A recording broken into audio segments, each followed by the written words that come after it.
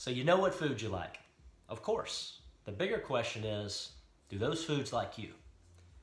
Jody here with Thumos USA, coming to you with my No Dad Bod shirt on.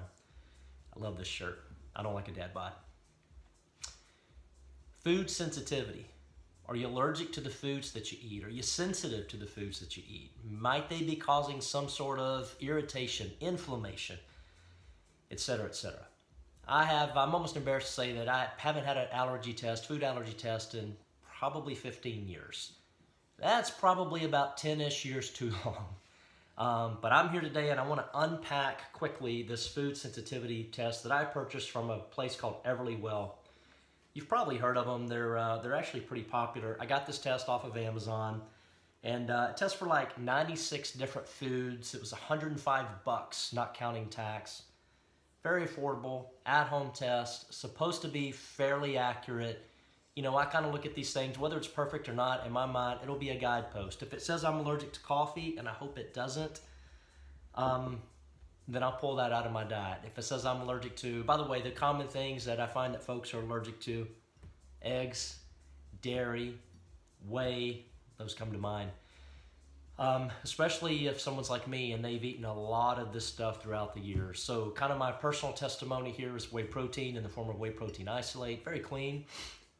It's even okay for some of the folks that are sort of allergy, have a lactose intolerance. But in my case, I did whey for years and years, and probably, honestly, without exaggerating, 25 years, daily, multiple times a day on most days. And I'm convinced, and I haven't proven this out with a food allergy or sensitivity test, but I'm convinced that I developed an allergic reaction to it, or at least a sensitivity, probably more of a sensitivity to it. Pulled it out of my diet. I feel better. I get less. I was getting bloated. I know that sounds like a feminine trait, but it is what it is. Like, my face is bloating on this stuff. Pulled it out. Lo and behold, didn't lose any muscle getting off the whey protein. I feel better.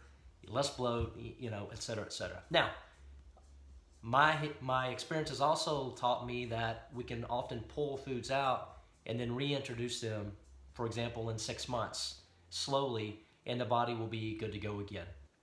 So I think a food sensitivity test is huge. I think it's a no-brainer. And so let's unpack this one. So Everlywell. All right, as I open up the box, let me put it over here to where you kind of halfway see. All right, first there's a welcome, how to get started. Number 1, register the kit. And I have done that prior to this video. Quick, easy, simple, took 3 minutes. It's got a nice 3-step process.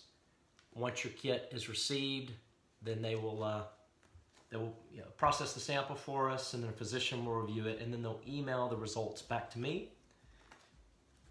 Then it talks about what the kit actually includes, and it's everything from alcohol pad to a collection card. We're going to poke our finger, put it on in these 1, 2, 3, 4, 5, looks like 5 spots on the card.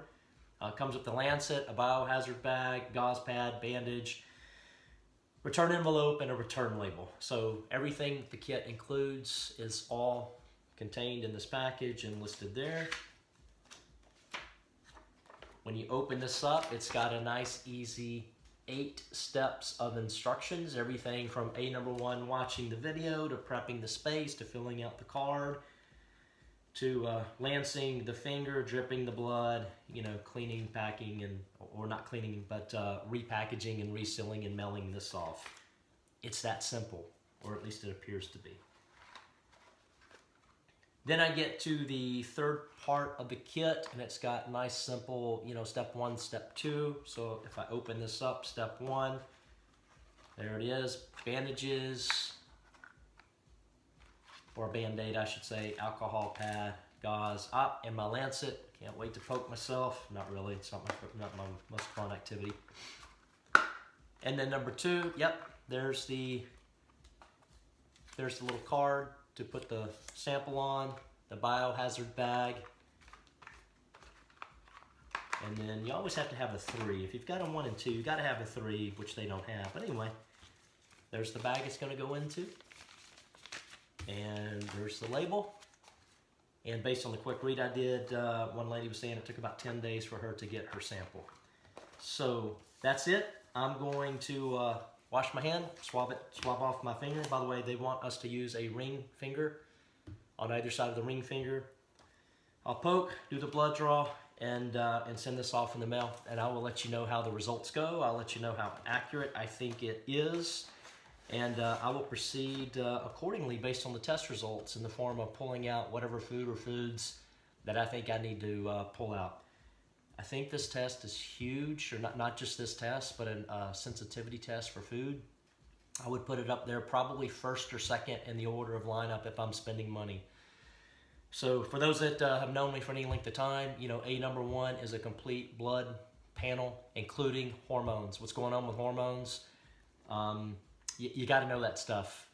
As far as, you know, if you want your diet to work, if you want your workouts to work, if you want your nutrition to work, etc., you got to get your hormones right. So that's part of the blood test. That's important. Plus all the other markers like your lipids and your fasting blood sugars and your CBC, everything else. So that would probably be number one in my book. This is probably number two.